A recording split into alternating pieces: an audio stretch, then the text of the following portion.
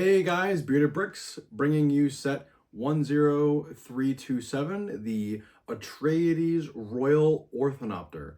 This set was revealed to us late last year in preparation for the Dune movie, which released this weekend. So if you want to go see it now, buy a Dune bucket. Would love to see if you guys thought about the movie down in the comments. We're going to be going through this set. It costs $170 when you guys buy it from Lego or from various other retailers. The set comes with 8 figures. As you guys can see that I have them all lined up here for you guys.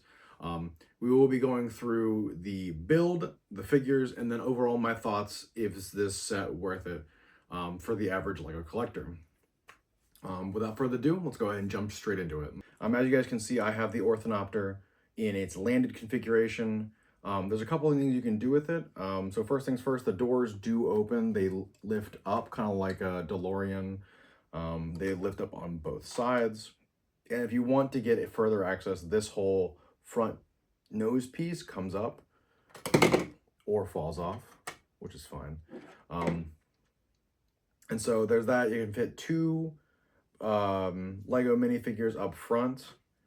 And then additionally, we have the rest of this. So throughout the outside of this set is honestly incredible, just for the sheer fact that it is, you can't see the Technic with inside, but this whole set is majority Technic. It's an icon set, and honestly, when I was building it, I thought it was going to be a Technic set, and it's just very strange. I'm not used to it, and I found it kind of interesting as I was going through the build process, but honestly, it is quite a feat. When I saw the video that came out from the Lego company late last year when they were displaying the set, I honestly thought they have it fly and do a bunch of other stuff, and I thought that was really crazy about doing it with a Lego set. So it was built with a lot of love for sure. But as you guys can see here, I'm going to show you what other things it can do. So if I just grab this small piece on the side, I'll show you guys here in a second. I can pull the landing gear back just by pressing one button. And if I do this, the wings fold out, which I find pretty neat. If I press the button on the back here, I'm going to try to tilt it so you guys can see it. You press this button right here. It'll go up and down as you let go and press it, but it makes it seem like it's flying, which honestly is pretty incredible. And then the other part that I was doing here is, you guys can see with this part here, to make the wings fold back and retract, you just pull this back and the wings will slowly come on back. It is kind of a tight spring, but as you push it forward, it'll lock in place and you're good to go. Now the part that I was going to show you guys that I did before, kind of got to handle this a little carefully, but this little missile piece you guys can see here, what they used for like rocket pieces in some of the other sets, is if you just roll this down like this, there's one on the other side, you can see that as I retract it, it will rotate. And all of it is just by like a couple pieces, which just shows you guys how detailed this set is as far as it goes with the Technic construction and all the things that went into it. And as you're building it, you're not realizing really what you're putting together until you're on the very last bag. Overall, I think the build is great. I did run into some issues where the set itself would bow or would have to, parts weren't going the way that I needed them to be, and they have to be very precise as you're putting the set together. But overall, it's a fun build. I mean, if you like Technic, you'll definitely like the build. And if you're a big fan of Dune, it's very accurate to what we see in the movie. We're going to go ahead and jump into the figures now. We'll be going through each figure, who they are to an extent, and how Lego has represented them in at least Lego form.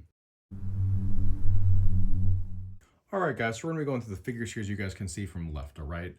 And the first figure we have here is Paul Atreides, which is the main character of Dune. He is the son of the Duke, or the head of the House Atreides, House Harkonnen, and the other houses within the Dune universe are basically, it's kind of like Game of Thrones, where these are like planet-owning entities. These are very large families that have a lot of control and power. So Paul Atreides is the son and kind of the heir to the throne of House Atreides.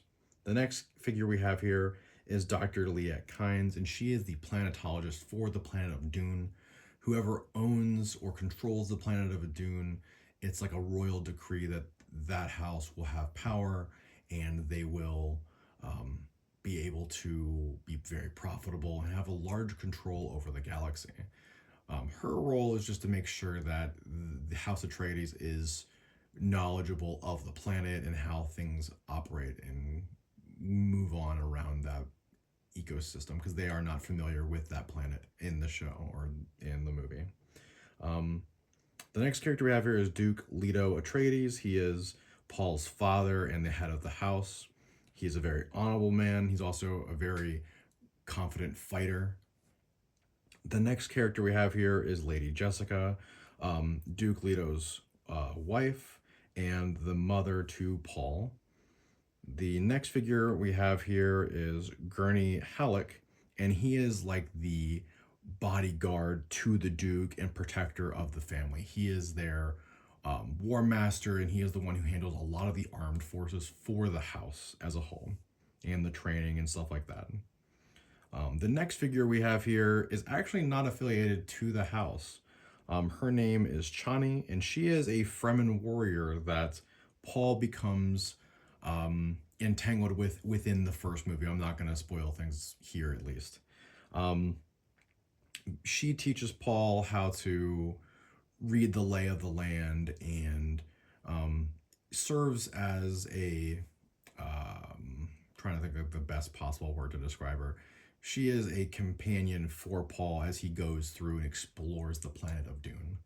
Um, the last character here that you guys can see in his attire is less professional than everyone else here, and that is Duncan Idaho, and is like a confidant for the entire Atreides family as far as politics and things that may come to pass. You know, kind of like a man of the people, but he is a confidant for them. He gives them information that they may not actually be privy to within the movie. And so the last figure we have here, as you guys can see in the back here, is Baron Vladimir Harkonnen. He is the leader of House Harkonnen. Um, of the big three factions, House Atreides and House Harkonnen are bitter rivals. And in the first movie, Vladimir here is not too happy that his house was not picked, and he's the one who orchestrates and handles most of the events and the misfortunes that fall for the Atreides household. He has a big part in the first movie, and I wouldn't be surprised to imagine that he has a very large role in the second movie as well. Um, I think Lego included this figure more or less as a joke, just because you can see how incredibly tall he is. Believe it or not, he's actually a full figure. His torso and his legs are completely blank, and he comes with this large cloth piece. And I think it's very accurate to the movie. I just think it's kind of funny that they included it at all. But let me know what you guys think down in the comments. Do you guys have a favorite figure of all of these? I would love to hear from you guys. Um, Overall, my favorite figure here has got to be Paul, just because I like his torso print. I think that's really nice. And then running up all of these, all of the House Atreides members that are in their Dune attire, I find really interesting. The amount of detail that Lego paid to this set or to these figures is incredible. All right, guys. So if you had to ask me what are my final thoughts about this set, for $170 retail, getting 8 figures that are all completely accurate versions of themselves from the movie, all of them being named characters, and getting an incredibly detailed and filled with play feature set for $170 is unheard of in a lot of other themes. I have no idea why Lego was able to make this set for this price tag. It's got a lot of things going for it. The availability of it, when I went to Walmart, there were 8 of these things available.